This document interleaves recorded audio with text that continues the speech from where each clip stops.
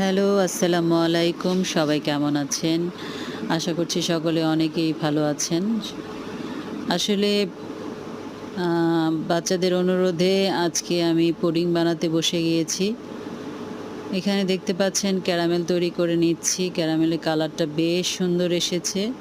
ক্যামেরায় দেখা যাচ্ছে খুবই সুন্দর একটা কালার এসেছে। আমার কাছে ক্যারামেল তৈরিটা বেশ ভালোই লাগে, খারাপ লাগে না। এই যে দেখেন কি সুন্দর করে শক্ত হয়ে জিনিসটা ফিট হয়ে গিয়েছে। যাই হোক, ক্যারামেলটা আলাদা করে তৈরি করে রেখে এখানে ২ টো ডিম, বেশি নেইনি, অল্প করেই বানাবো, ছোট করে, বেশি বড় করব না। তাই ২ টো ডিম দিয়েছিলাম।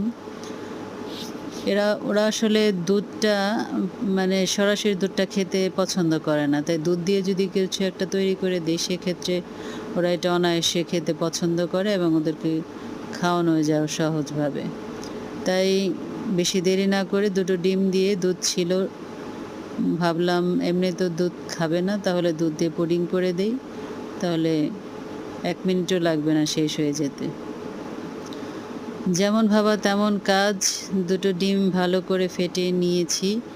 ফেটিয়ে নেওয়ার পর এখানে দুধটা, ডিমটা একসাথে মিশ্রণ করে ফেললাম। এই যে ক্যারামেলটা রেডি করেছিলাম, দেখতে পাচ্ছেন খুব সুন্দর একটা কালার এসেছে। এটার ভিতরে এখন একটা ছাঁকনি দিয়ে দুধটাকে ঢেলে দিব। কারণ ছাঁকনা দিয়ে ঢেকে মানে ছেঁকে না দিলে দেখা যায় যে ডিমের যে বাড়তি কুসুমের যে কিছু লাম্পস থাকে, যেটাকে বলে, দুধেরও থাকে, সেটা ফিনিশিংটা সুন্দর আসে না। তাই এভাবে ঢেকে দিলাম। ঢেকে দেওয়ার পর একটা পাত্রে কিছুটা পানি দিয়ে এখানে পুডিংটা বসিয়ে দিলাম। একটা কি বলে এটাকে, নিচে একটা কিছু ট্রের মতো দিয়ে পানিতে একটা পাত্রের ভিতরে দিয়ে একটু এখন ঢেকে দিলাম। এই তো কিছুক্ষণ পর জাল হওয়ার পর দেখতেই পাচ্ছেন সুন্দর একটা পুডিং রেডি হয়ে গিয়েছে। দেখতে বেশ লাগছে, চমৎকার লাগছিল দেখতে। খুবই সুন্দর হয়েছে মাশাআল্লাহ। কালারটাও যেমন দেখতে এসেছে, খেতেও বেশ লাগবে আশা করছি। যাই হোক, সুন্দর লাগছিল দেখতে, ভিডিও করছিলাম। ওরা সবাই খাওয়ার জন্য দাঁড়িয়ে গেছে, বসে গেছে। আমি এটাকে কেটে দিচ্ছিলাম, সুন্দর করে কেটে দিচ্ছি, বলছি যে এখন তোমাদের ইচ্ছে মতো খেয়ে নাও।